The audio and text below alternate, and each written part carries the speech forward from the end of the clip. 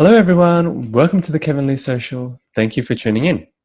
What initially began as an 8-part series interviewing entrepreneurs to share and inspire how they've successfully pivoted during COVID-19, I have decided not only to continue this series, but also to expand on the scope to understand and learn about people's craft, philosophy, the challenges they face in the industry, and their favorite failures that have helped shape them to become who they are today. By going deeper and understanding different thought leaders, businesses, and industries, the idea is to help cross-pollinate ideas applicable in your life and inspire action in this new norm we live in. I hope you enjoy the show. Thank you. Before we get on with the show, today's podcast is sponsored by Altitude Tea. Altitude Tea specializes in rare and exotic teas you can't find on supermarket shelves. Teas grown on high altitudes are more nutrient-dense due to the cold nights and misty peaks that slows the growth of the tea plant, leading to a higher concentration of aromatic oils and richer flavors. They are located in Waterloo and they do private tea ceremonies where you can learn how to drink tea mindfully using a traditional gongfu set and have over 20 varieties of tea to choose from. For our listeners, you can use the code BEYOND at checkout for 15% off. Today we have visionary PR entrepreneur Justin Breen. Justin is a global connector and is a part of the Strategic Coach and Abundance 360 network. Justin is the founder of BrEpic Communications and BrEpic Network. He's also a #1 best-selling author of Epic Business and is working on his next release, Epic Life. Justin looks to partner with the 0.1% because they create the technologies, companies, and systems that benefit the other 99.9%. Everyone, please help me welcome Justin. Hi, Justin. How are you today? Thank you for coming on to the Kevin Lee Social Podcast. Yeah, I'm excited to talk to you. You're a day later than me. I'm 17 hours before you. So it's Wednesday here and Thursday there.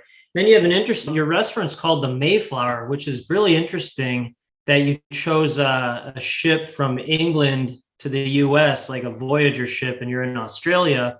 And I've always thought of myself as going off into uncharted waters, and then you make the trip. Like people up here, you do it, and then everybody else follows. So I thought that was an interesting name.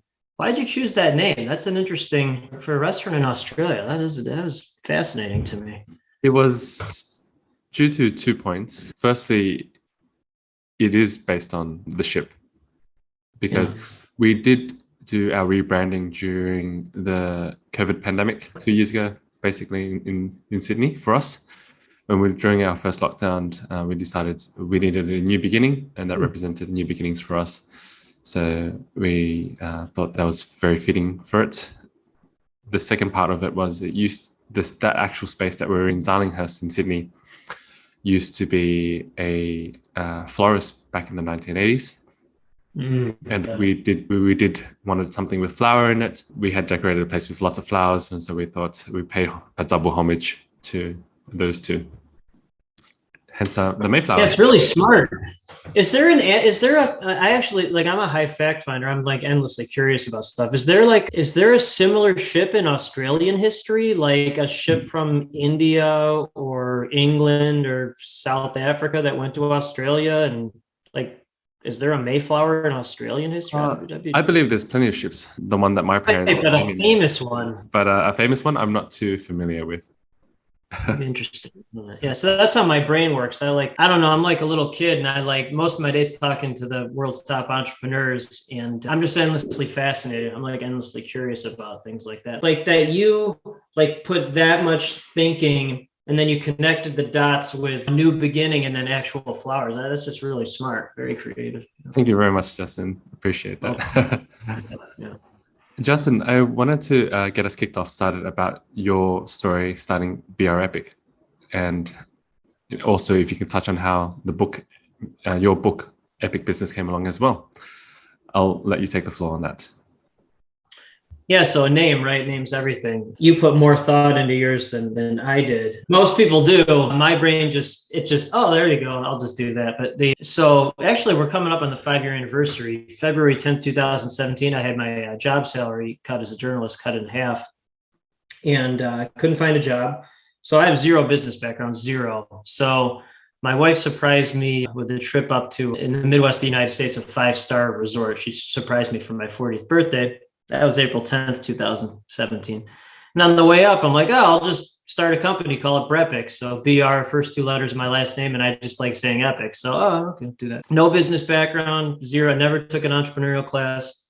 And here we are 5 years later. Now I have 2 companies, BrEpic, global PR firm that only partners with top visionaries on planet, and then BrEpic Network, global collaborative platform, LinkedIn without the BS. There's a BrEpic Scholarship Fund, BrEpic Founders Award, BrEpic T-ball baseball team.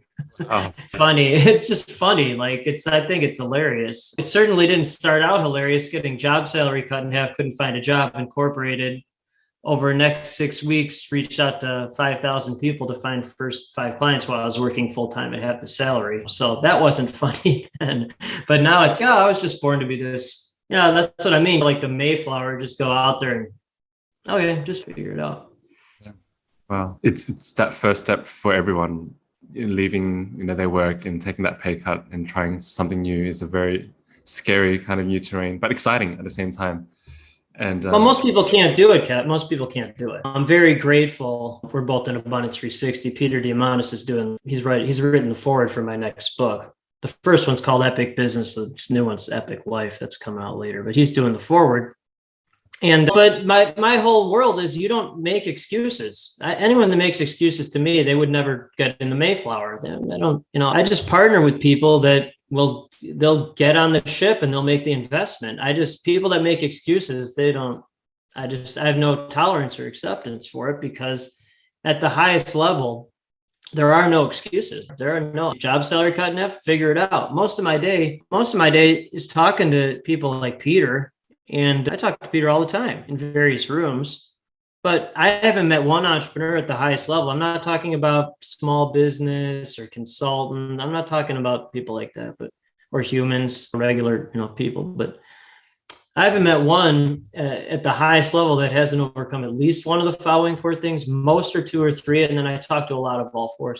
There's a lot of all 4s in Abundance 360 Summit, a lot of all 3 out of the 4. But the 4 things are bankruptcy or potential bankruptcy, 2, depression, 3, everybody nods at this, 3, the highest level of anxiety that you can imagine, and 4, likely and or possible traumatic experience as a child or young adult. So humans and business owners or consultants, they use those as excuses their whole life. Entrepreneur at the highest level, figure it out, execute, get on the boat. Yeah, so I just partner with people that'll get on the boat and eliminate all this other. And could you lead us a little bit into your book, Epic Business, and then later on we could segue into a bit more about your newest book later. I'll simplify it like this, because you're in A360 and I'm in A360. And I don't think most people can fathom being someone like Peter Diamandis. They just can't. Or someone like Bill Gates or Steve Jobs. They can't even do it, but they can ponder being someone like me, where I just spend time with my family. I have a wife and 2 awesome kids, amazing wife, 2 awesome kids.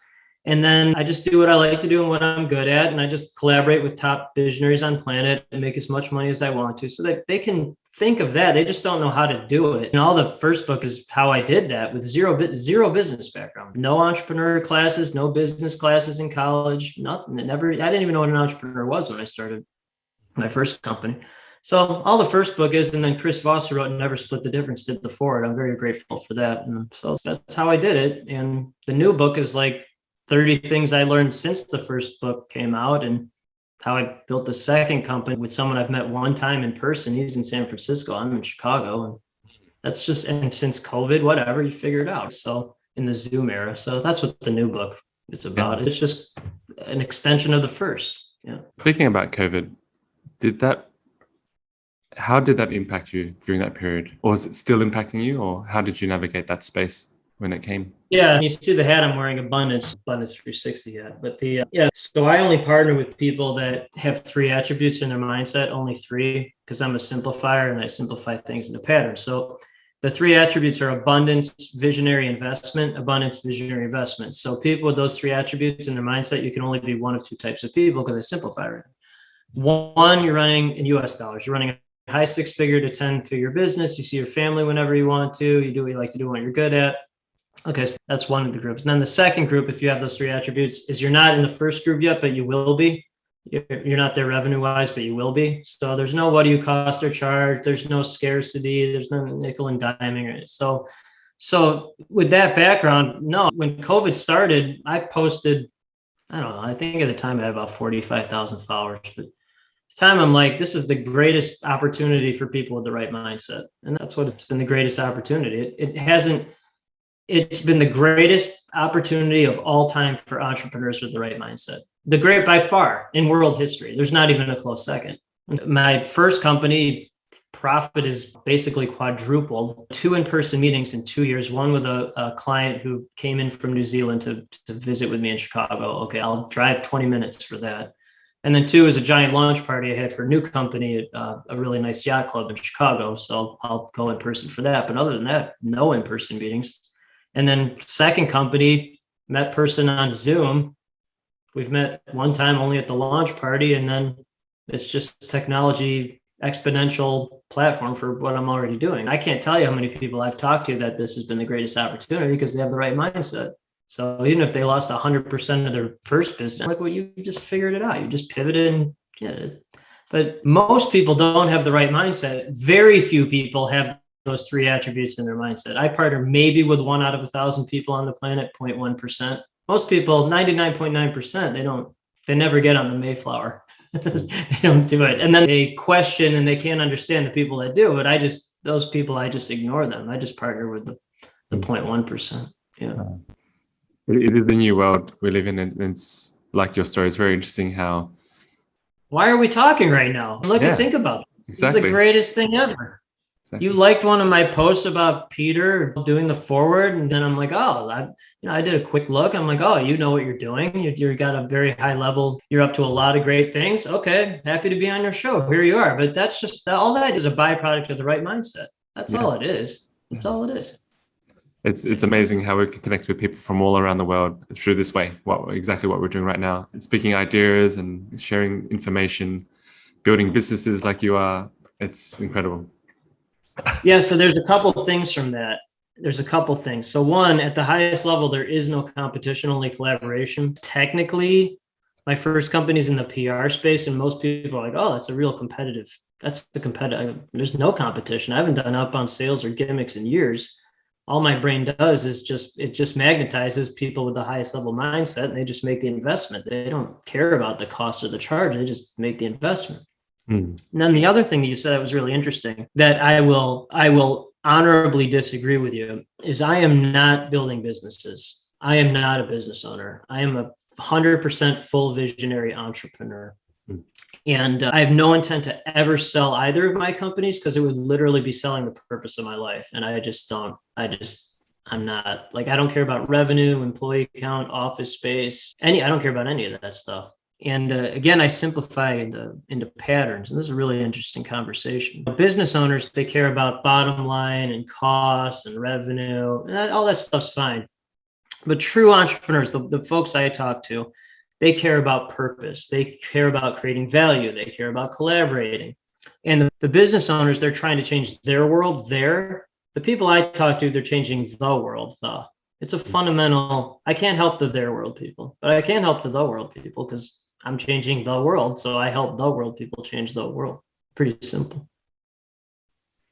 That's a great distinction there. Thank you for sharing that, Justin. Well, you're a the world person. You're the world. You have you have the millennial investments, you have restaurants, you have, how's it pronounced? Is it Kepley? Is it pronounced Kepley? Yes, that's correct. Kepley. Yeah. So you have that. I would say you're the typical entrepreneur, meaning you have a lot of things going on. I only have one, actually 2. I'm spending time with my family, or I'm growing my network on a global level. And I'm endlessly grateful for people like you, because you're the ones that are like, idea, all over the place, all these things. And I'm almost dead last in ideation on my strength finders. But if I hear a good idea, my top 3 are activate, maximize, achieve. So I just immediately simplify people like you, and then immediate connect. It just works, because people like you change the world, and then my brain simplifies and shares your message with the world. It just works. Wow. I'd love to get some more tips from you and understand more about how to share the message and some ideas that I've got brewing. Right. Well, that's so that okay, right. So no competition, only collaboration. My company's entire process is on the website. There's no tricks at all. There's no tricks. It doesn't matter because it just solves the problem. Now you're interesting because you've been in a lot of media. I wonder if you're using or leveraging this podcast to create more global opportunities, which is smart, by the way, if that's what you're doing. With the podcast, we haven't really, I haven't really leveraged media too much for the podcast. For the restaurants, yes, but not too much for the podcast. Is something I love to connect with from people all around the world and understand people on a different level and be able to share what they're doing with as many people as possible. To me, I feel like it's a win-win situation. Everybody wins. And what started out as an experiment had continued on for me possibly endlessly, because like you said, it's not about the revenue, it's not about the company account or anything like that. This is really a part of me that I love doing. So right, that's what I mean. You're the world that's what I mean. You're not a business owner, you're an entrepreneur. And this is super interesting too. I love Abundance 360. I'm also in this group called Strategic Coach. I'm very confident saying it's the top entrepreneurial coach company in the world or platform. Peter's in it. Dan Sullivan's the top entrepreneurial coach who's ever lived. So he's Peter's coach. That's how I met with Peter. Okay, so I spent a lot of time with Dan, right? And Dan's 77, I think, and he's been coaching top entrepreneurs in the world for decades, and he wants to live to 156. So I'm only giving that background because this is the person who came up with this idea. And he talks about the American mindset. It doesn't matter where you live or where you're from, but it's like and again, you chose Mayflower, which is that's amazing to me. So you're an American, whether you live in Australia or you're from Australia, that doesn't really matter. You're an American. That's really, so like my partner in New Zealand, he's from New Zealand, lived around the world, but he's an American. He's just an American. And by the way, and then Dan talks about this as well, there's a lot of people that live in America, they're not Americans. Even though they're American, they're not like this. So I found, that's what I mean. Like I had to find people who understood what I was talking about, regardless of where they lived. And the only people that understand what I'm talking about are top entrepreneurs in the world. And most, if not all of them, have an American visionary mindset, regardless of if they're American or not. So you're definitely an American. There's no doubt about that. And how does he define this American mindset? Well, that's what I mean. That was Dan Sullivan's. He has a scorecard for that. There's a scorecard for that. I think there's 8 questions. If you look up American checklist, that's where you can find that.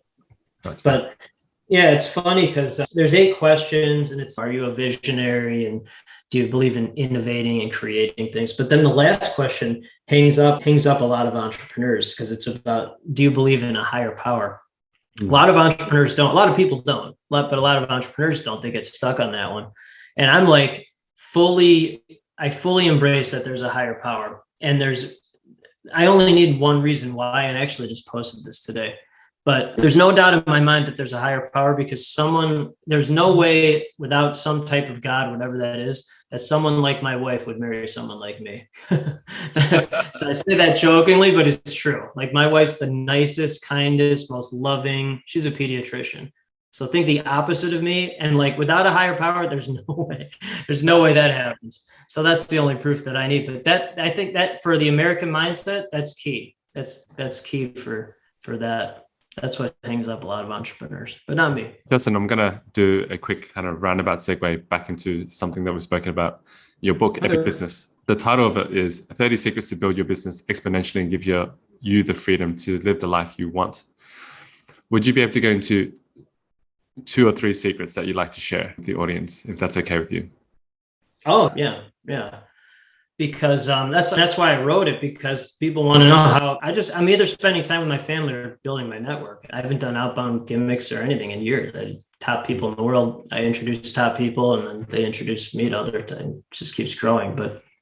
But there's 3 things. And you asked for 3. One is only partner with people who look at things as investments, not costs. If someone asks me, what do you cost or charge? I will never talk to that person again, because they're living in scarcity, transactional world, and I live in abundance, transformational world. I am in the world, not their world. No. So anyone asks that, No excuses. See you later. So all my company really is thousands of people that would never ask that. Okay.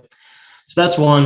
Two is only do what you like to do and what you're good at. So I'm completely in my zone of genius, unique ability, MTP, which is to be a connecting superhero for every visionary, abundance, investment mindset entrepreneur and share their stories with the world, not their world, the world. Fundamental difference. So if I'm not in that space or hang out with my family, I don't do it, or I find someone else to do it for me. Okay, so that's two.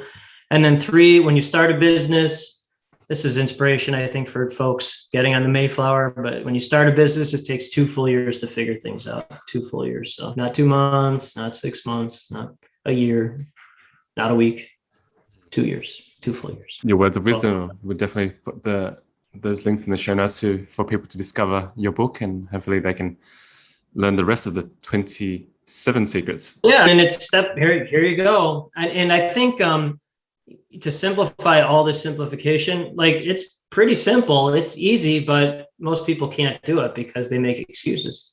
There are no excuses. And again, entrepreneurs at the highest level, I've never met one that hasn't been through at least one of those things. That's entrepreneur life. That's the difference between entrepreneurs and most of society. Entrepreneurs will never use those 4 things as excuses ever, but you will go through that without exception.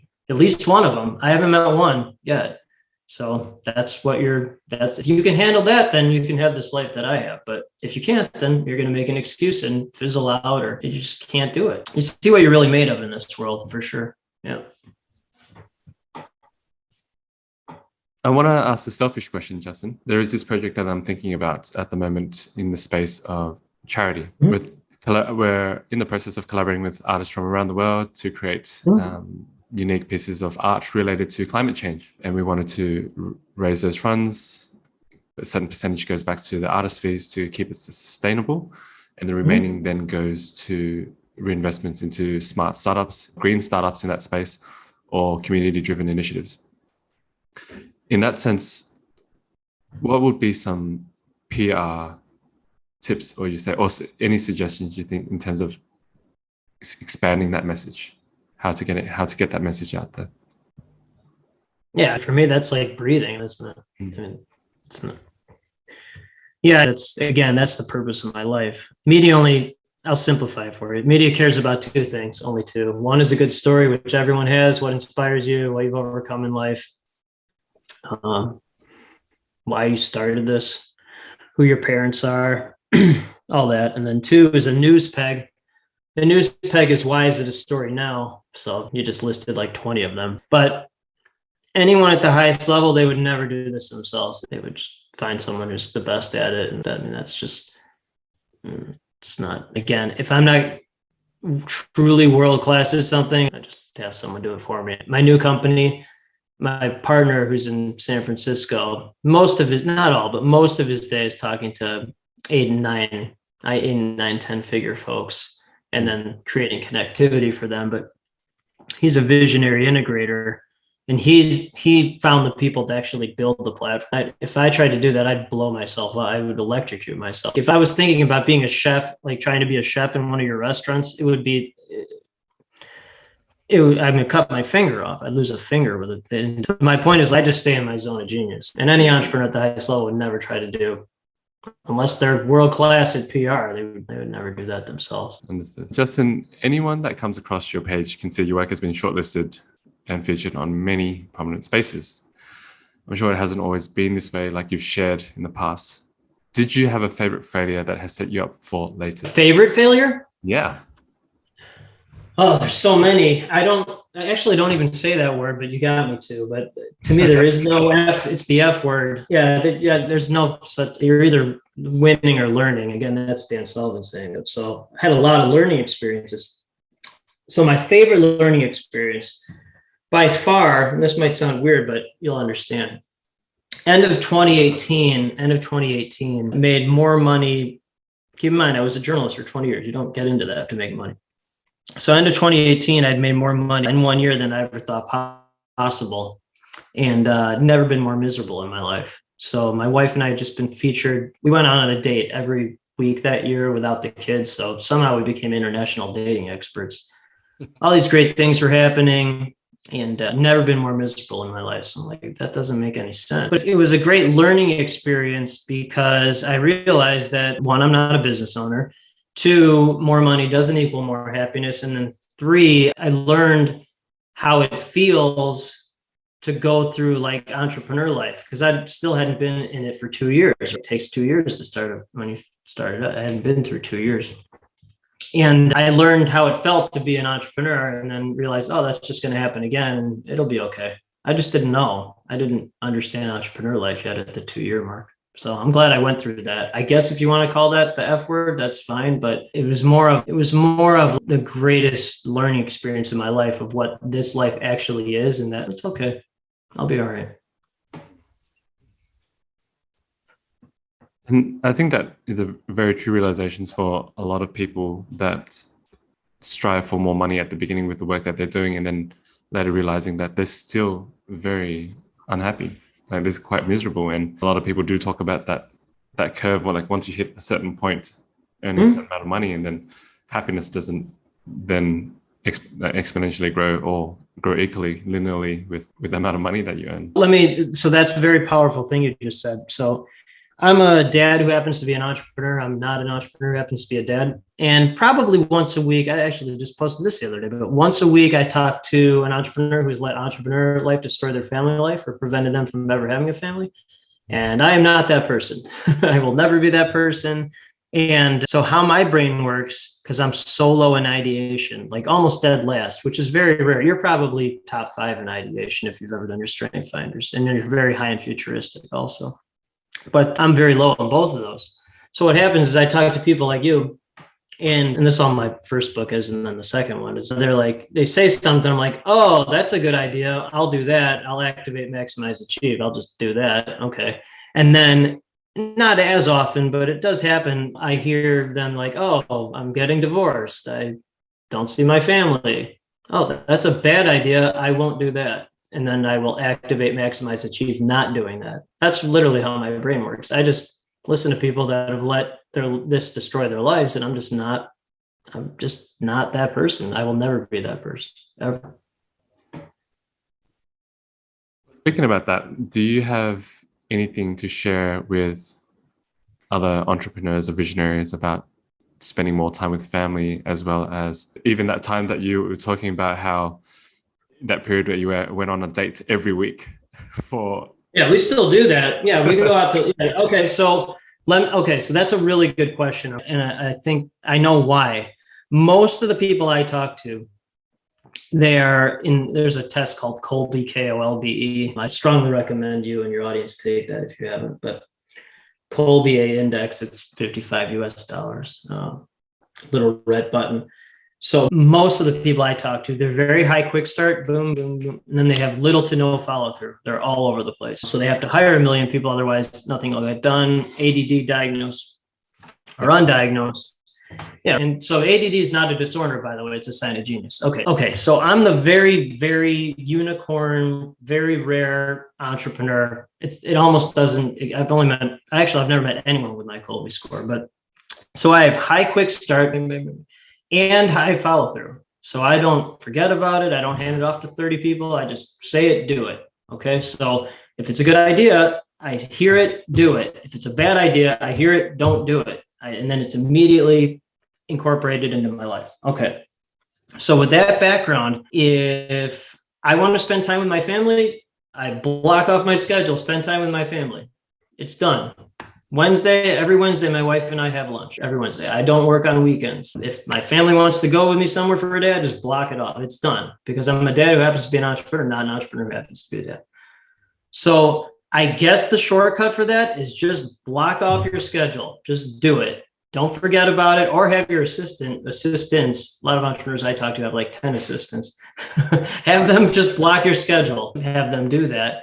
And then here's my entire litmus test. This is, again, I have high quick start and high follow through, and I'm very direct. But if I talk to someone, and I know right away, because most of my days talking to the top entrepreneurs in the world, so I've gotten pretty good at this. But I talk to someone and I realize they're going to take time away from me and my family, I'll never talk to that person again, ever. Never, because why would I invest time in someone who's taking time away from me and my family? That makes absolutely no sense to me. So I keep raising rates with first company and new companies, high price point invite only, because that allows me to spend more time with my family. So people that make the investment, they allow me to spend more time with my family. That's really all it comes down to. And if it's helpful, what I hear from a lot of entrepreneurs is they think all this other stuff will replace time with their family and friends. And then they realize, or maybe they never realize it, maybe a lot of them don't, that it doesn't replace that. And they have all this money and they're miserable human beings. So I'm just not that person. Bad idea. I won't do that. Thank you for sharing that, Justin. There's another thing that I've observed when hearing you speak is you often mention that when it comes to energy usage or time, you can quickly say, I'll never speak to that person again. And so right. It's for you, is that more, from what I see, it's more of a time and energy perspective. Is that what it is for you when people trying to? Why would you waste time with someone who doesn't get it? So that's what I mean. A lot of entrepreneurs are trying to be everything for everyone. I'm a dad who happens to be an entrepreneur, and I'm one thing for one type of person. That's it. Because I just want to spend time with my family. Last year, launched a second company, record profit for first company. I don't work. None of this has worked for me. It's fun. Started planning second book. Okay. The happiest time I had last year by far, there's not even a close, my family and I were, you don't have to have a family to be like this, by the way, but we were just sitting in a car, driving around, looking at Christmas lights and singing Christmas songs.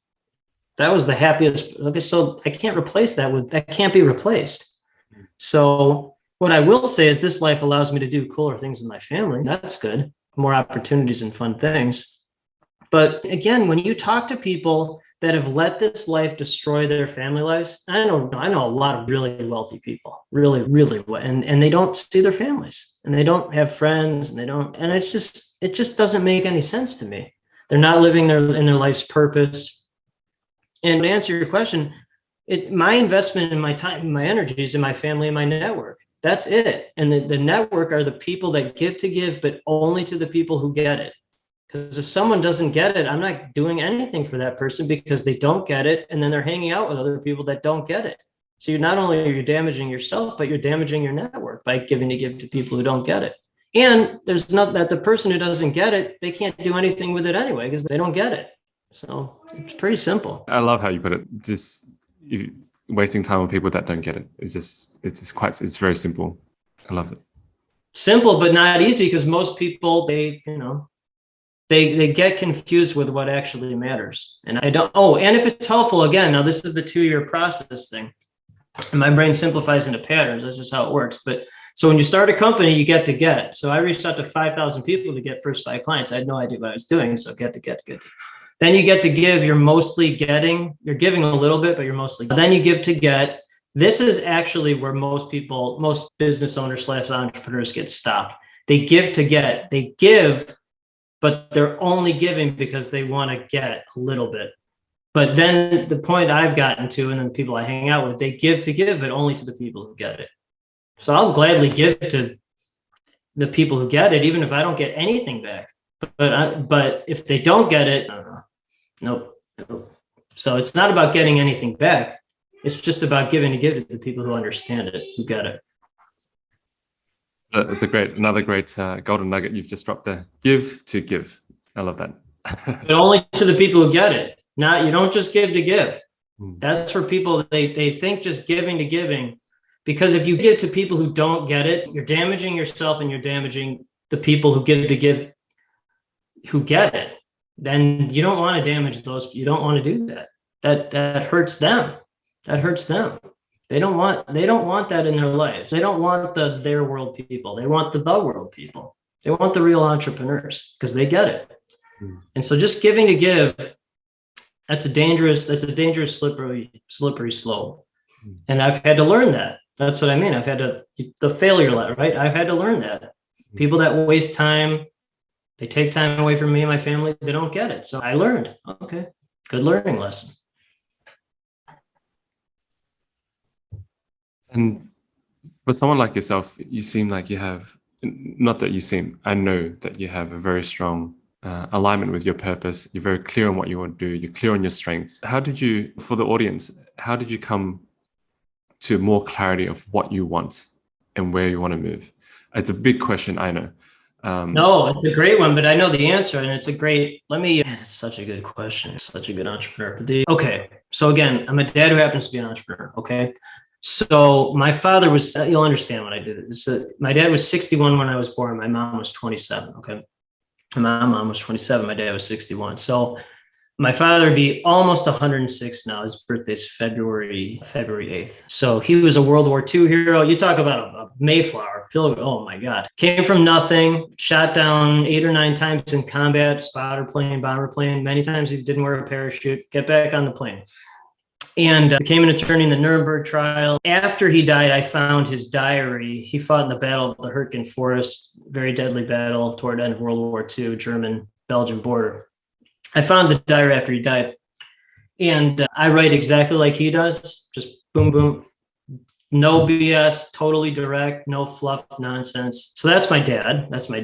And so he died when I was 13, and my mom was 27. So in his late 50s, my dad was driving, and a drunk driver hit him head on. Drunk driver killed instantly.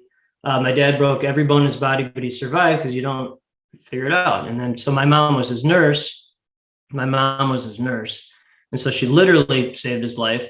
And then most of my days talking to all fours entrepreneurs, all fours, those 4 things. And I still haven't met one person in my life ever that has more hustle than my mom ever.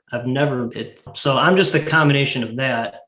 And again, to answer your question, I know what it's like not to have a dad around. I'm not going to not be there for my children. My sons are 7 and 9. I'm just not. So it's pretty easy when you have parents like that. Get back into a plane without a parachute after you've got shot down. Okay, I can start 2 companies with 0 business background. My mom raised me and my 3 siblings. My youngest brother died when he was 29, drug overdose. Okay, my mom, obviously devastated, but still got, 3 kids and grandchildren. Okay, my mom's a great grandma. My wife, she and I met the day before she started medical school. If there's anything comparable to this life, it's going through medical school. So those are the 3 most important people in my life. If they can do that, whatever. It's what I'm doing is easy compared to that. So all this other stuff doesn't matter. I just want to spend time with my family. That's it. Thank you for the backstory and sharing journey, like your family's journey. And it's very clear that family time is very important to you. Yeah. And even you mentioned before, the 2 things that you love spending time on is with family and building a network. And so that kind of also leads me on to something I've been thinking about is because I'm curious about people like yourself, visionaries, abundant entrepreneurs, about how they spend their time. Like, for example, in a week, what's your schedule look like? I'm always curious to study those things because I want to see, okay, where are you putting just your like resources? Me, man. So there's a good phrase, copy genius. I was just on this show. His name's Dr. Bill Dorfman. So he's an entrepreneur who happens to be a dentist. So he's like a dentist for like Sir Anthony Hopkins, and he's interviewed him and Jason Alexander from Seinfeld, and I don't know, like people like that. So I was just on his show. And anyway, so he's copy genius. Okay, that's a good idea. I'll do that. So the way you ask that, that's what I do. I'm just like, I'll hang out with someone that's more evolved than me, and here's what they did. It's a good idea. I'll do that. Okay. Again, because I have high quick start and high follow through, I just say it, do it. So my day is very simple. I wake up. First thing I do every day is a grateful journal to my wife. That's the first thing I do because she's the nicest, most loving. She's the exact opposite. She's 100% gray. I'm 100% black and white. So, and most important thing for her is for someone to say thank you to her. I don't care if anyone says thank you to me, whatever, but she likes it. And so I thank her every day doing that. I've done that for a long time. Okay, so 2, I run 6 days a week, no matter the weather conditions. So I've done that for 20 years. We live in Chicago, so it gets cold. There's a blizzard today, actually, and I'm sure it's warm there right now, but it's very cold. It gets rainy, windy, all that. Okay, I've done that, run outside 6 days a week between 3 to 5 miles. So that would be between 5 and 8 kilometers. Okay, so I do that every day except Sunday. And when I'm running, I listen to inspirational podcasts or, things like this. Okay, so that's good mind fuel. And 3, I do a grateful journal on LinkedIn. I've got about 27,000 followers there. I've already included this and that, but every day, Monday through Friday, I do a grateful journal, what I'm grateful for. And then 4, I talk to the top entrepreneurs in the world. So I just listen like a sponge. Good idea, I'll do that. Bad idea, I won't be that. And I'm constantly learning. And so to simplify all that simplification, 1, that's my entire day besides hanging out with my family. But 2, when you're constantly grateful and living in gratitude, it's very hard to be ungrateful. It's almost it does slip in every now and then. But I've essentially built an impenetrable, grateful mindset that attracts other gratitude, grateful, filled, investment, abundance, visionary mindset that'll just make the investment. That's what's happened, is the right mindset attracts the right network, creates the right opportunities. That's the byproduct of having the right mindset. I love the gratitude pieces that you've shared. I wanted to dive a little bit deeper in terms of your gratitude journal for your wife. Is it a message that you leave her, like that you write down on a post-it note? Is it in a book, or is it something, or you just simply talk to her? No, want to know why it's unbelievable? Because I'm writing the manuscript for my second book, and then I just did chapter 10 today, which is a whole chapter on the grateful journal to my wife. I literally just wrote a chapter on it. And I stopped believing in randomness a long time ago. One of the other chapters is called God Will, which an entrepreneur friend of mine, Teresa Easler, calls them. I'm like, I don't believe in randomness. She said, no, those are God winks. Remember, transformational higher power. So you were meant to ask that question. Okay, here's more proof of that if you need it. But yeah, I don't believe in randomness. So the journal is 2 to 3 sentences, sometimes more, but mostly not. So it's as simple as, hey, my wife's name is Sarah. Sarah picked up the kids, or Sarah made a great dinner. Sarah got me this amazing surprise. Sarah really helped someone in her community. Sarah had a great day at work, worked a full day at the pediatrician's office, and then came home and spent a lot of quality time with the family. It's very simple. But if you do it every day, which I do, that's the first thing I do. 1, I would never forget how much I love my wife, but it really cements it. And it's important to her. So I'll send it to her every now and then just so she can read it. And again, my book acknowledgments, I didn't even think my kids or anyone in there, it's just to my wife, because without her, bad situation. It's just not. Again, that's proof of a higher power. That someone like her married someone like me. It makes absolutely no sense. It just doesn't. But here we are. And the only thing I can think of is that our first date was the day before she started medical school. So I got her at her weakest point. And then I told her I loved her a week after that, 1 week, because I couldn't tell her that day because it would have been too soon. So I waited a full week. But no, she's just everything. Beautiful and lovely. Thank you. Thank you for sharing that. Oh, it's a miracle. It's a miracle. I mean, it's really a miracle. So, but I'm not, and I don't take it for granted. Believe me, I don't. By the way, too, again, I simplify and see the patterns, but most people like me, not all, there are exceptions, but most people like me, I always ask them, I'm like, is your spouse or partner, are they like a school teacher or a nurse or a police officer or a pilot or like I was a pediatrician. They're like, how did you know that? I go, people like us, visionary wackadoos, they're usually, but not always, married to a stabilizing human because they need that. You need the stabilization. So organically, that just seems to happen. Yeah. At the end of a couple of interviews, there's a couple of questions. Actually, before we get into that, I want to ask, this is a question I love asking visionaries and entrepreneurs.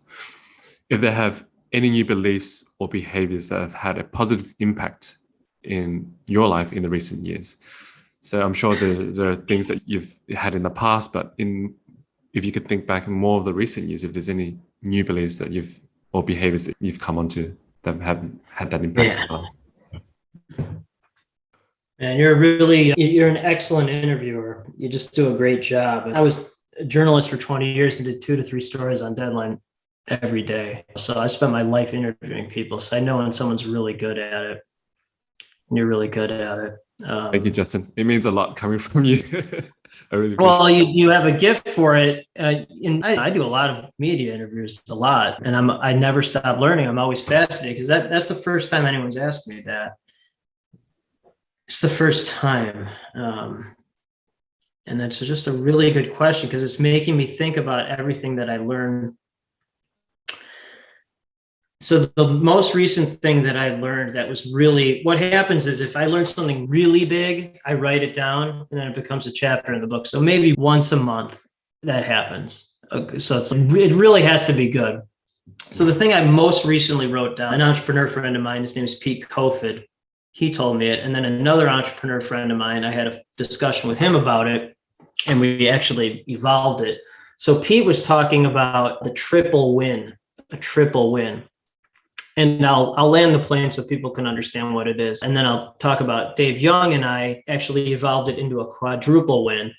And what we're doing right now is actually, it's literally what I'm talking about. So here's the triple win. I'll just relate it to my PR. Okay. So first part of the win, I'll just start with me because it's easier this way, is I win, my firm wins because someone makes an investment in my firm. Okay, that's a nice win. The second part of that win is the client, the partner wins because then they get introduced to all these great media opportunities. Okay, so they win. The triple part, the third part, is people like you get introduced to clients. So the host of show wins. So that's the third part of the win. And then Dave Young and I were talking, here's the quadruple, the fourth part. The audience is the fourth part. The audience wins. And where this all comes together is that the key for any collaborative relationship, partnership, is that it's at least a triple win. At least a triple win. That's how it goes beyond the transactional. That's where it goes beyond someone gets money and someone loses money. That's where it goes way beyond that because the third party, people like you, you're the third party, your audience is the fourth party. Mm-hmm. And that's the key. That's the key to creating a real entrepreneurial venture. It's not a double win. It's at least a triple, if not a quadruple. I haven't thought of the quintuple aspect of it, but maybe there is. Maybe you can help me with that, but at least a triple win. And that's what I've seen as my companies have evolved, is creating triple, quadruple wins.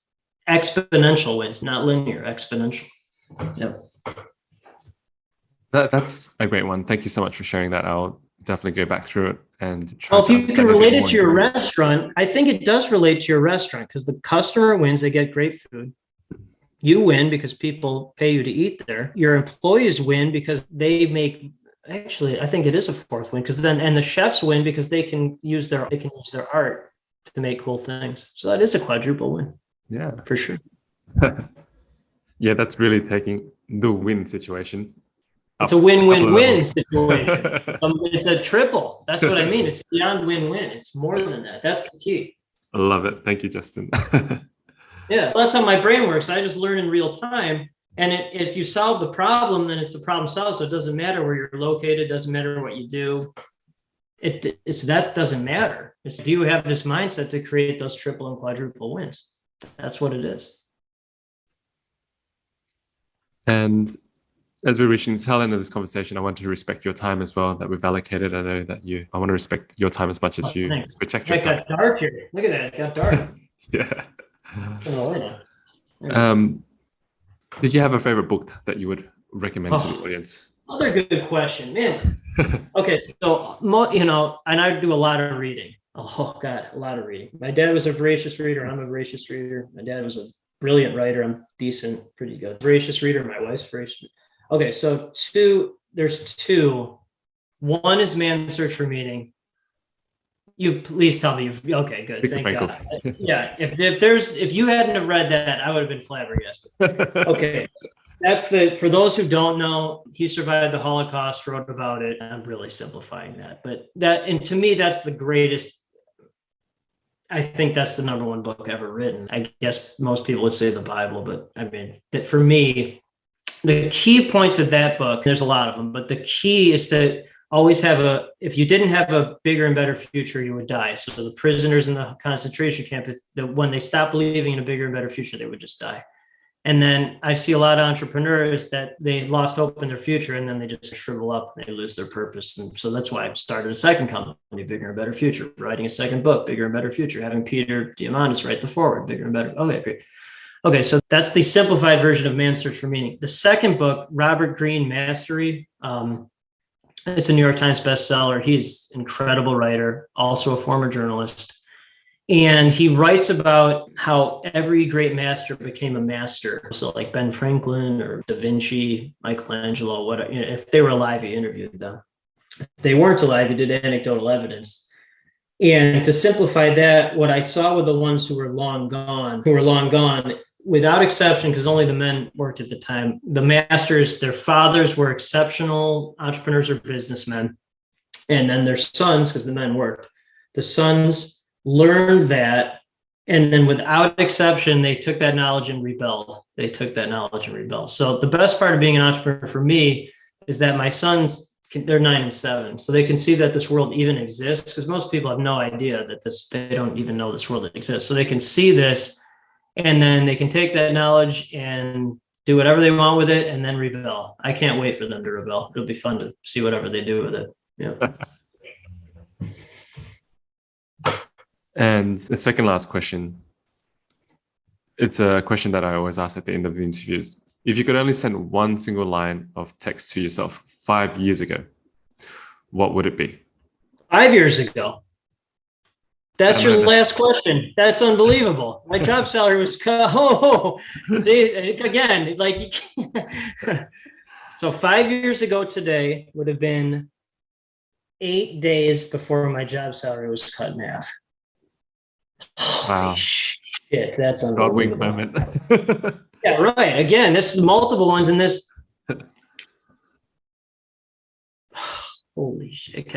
Sorry for swearing, but holy shit. No worries, buddy. No, I would have written, get ready, your life's about to change. Get ready. Yeah. Wow. That's unbelievable, man. That is so great. I can't believe that, but yet that makes perfect sense, because that's something like that happens at least once a day. It's happened twice in this interview. But wow, that is crazy. Great question. So you ask that every time. Every time. I didn't know that, by the way, obviously. And of course, finally, Justin, how could people reach out or learn more about you? Yeah, land the plane. How we connected, right? Justin Breen on LinkedIn it's the color, but with a B in front, Breen. Yeah. I've thoroughly enjoyed connecting with you. This serendipitous. You've got great energy. You're no BS guy. I love that you're straight shooter, and I've already learned so much from this conversation, and I'm sure the audience will as well. I just wanted to say I'm grateful. I'm grateful to you for your time. Thank you, Justin. You're welcome. Yeah, I feel like we Mayflowered our way right through this. Just plowed through. So hopefully the people in your audience joined us on the ship. So for sure. Thanks for tuning in, everyone. I hope you enjoyed the show. All the links to the show notes will be available at kevinleesocial.com, spelled KEVINLY. Conversely, if you have any interviews that you'd love to recommend, please send it over to kevinleesocial@gmail.com. I'd love to connect. Thank you. Until the next episode.